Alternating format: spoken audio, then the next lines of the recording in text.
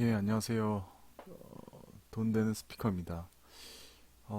오랜만에 이제 제가 열심히 이제 본업을 하다가 최근에 이제 증시 상황을 보고 좀 느끼는 바가 있고, 그리고 그거를 좀 말씀드리고 싶은 게 몇 가지가 있어서 다시 이제 방송을 조금 어, 키게 되었습니다.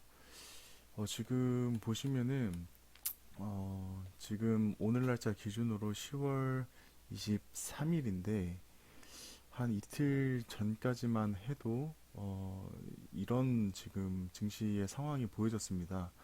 그러니까 주식 시장에 미수금과 반대 매매가 어, 거의 연일 최고치를 이제 경신을 하고 있었습니다. 그러니까 어, 뭐 직전 거래일인 이제 지난 20일 미수금 잔고 자체가 1조 259억 원을 기록을 했는데 그에 반해 이제 반대 매매 금액 자체가 5,497억 원, 그러니까 5,500억 원 돈으로 이제 집계가 됐습니다.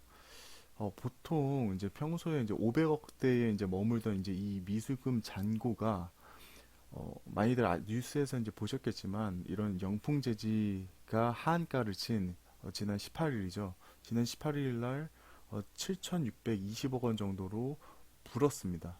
그리고 이틀날인 19일에는 1조 14억 원으로 사상 처음이 가장 중요합니다. 사상 처음으로 1조 원 선을 이제 넘어서게 된 거죠.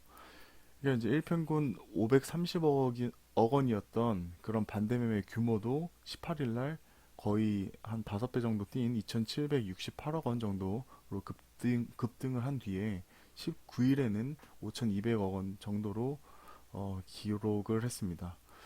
미수금은 이제 미수 거래를 한 투자자들이 주식을 매입한 후에 결제 시한까지 대금을 내지 않아서 증권사가 이제 돌려받지 못한 돈을 의미하죠.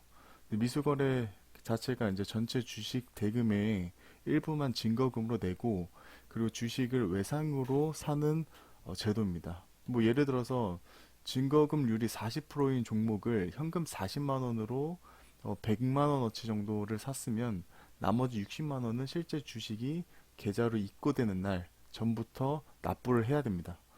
그러니까 이제 투자자가 결제일까지 미수금을 내지 못하면 결국에는 증권사가 주식을 강제 처분 해야만 하는 거죠. 그러니까 이렇게 이제 3거래일간에, 그러니까 18일부터 20일까지 이 3일 동안 그러니까 증권사가 강제 청산한 주식 자체가 1조 3천억 원 정도에 달합니다.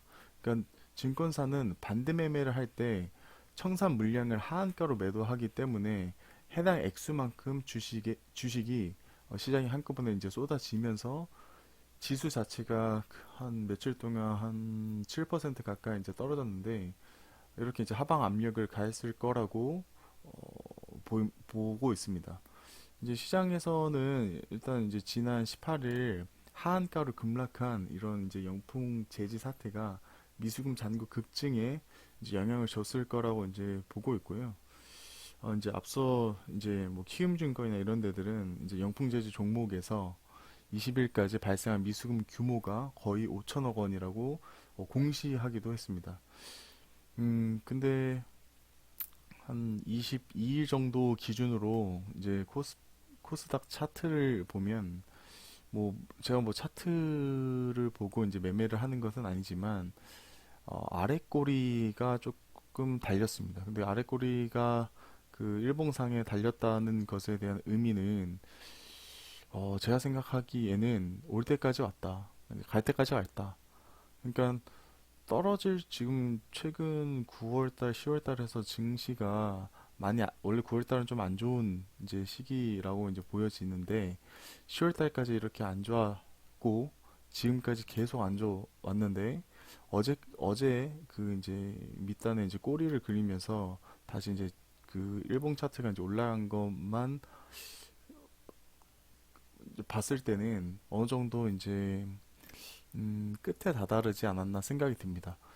그런 이제 주식을 하다가 보면은 우리가 이제 많은 사람들이 저도 그렇고 대부분의 이제 자금 자체를 코로나 팬데믹 이후에 이제 많은 자산들을 투자를 해서 그때 이제 돈을 많이 맞았던 분들은 분명히 그때의 기억으로 지금까지 이제 투자를 하고 계실 텐데, 이제 시간이 지나서 지금 이제 보면은 최근에 이제 뉴스에도 나왔듯이 일반 개미 투자자, 그러니까 젊은 사람 투자자, 특히 젊은 사람의 이제 주식 시장에 이제 참여하는 비율이 거의 지금 최저에 달하고 있다고 합니다.